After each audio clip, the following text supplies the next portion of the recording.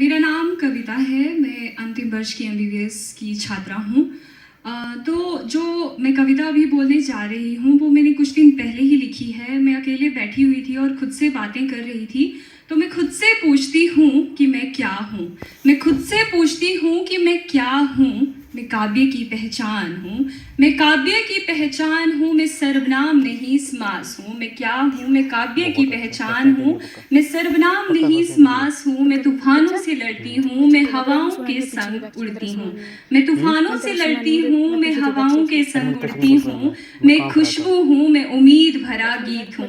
मैं एक दरिया हूँ। मैं उम्मीद का दिया हूँ। मैं चांद नहीं चमकता हुआ सूरज हूँ।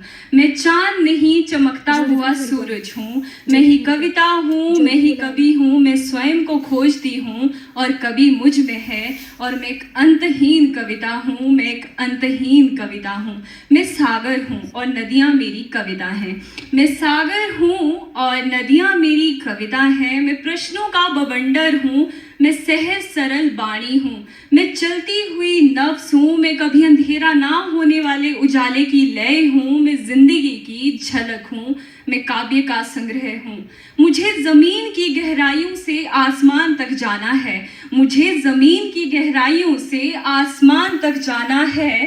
कविता लिखने को जो कलम उठाई है, कविता लिखने को जो कलम उठाई है, उस कलम की स्याही हूँ मैं। मेरे शब्दों की गहराइयों को नहीं समझ पाओगे तुम।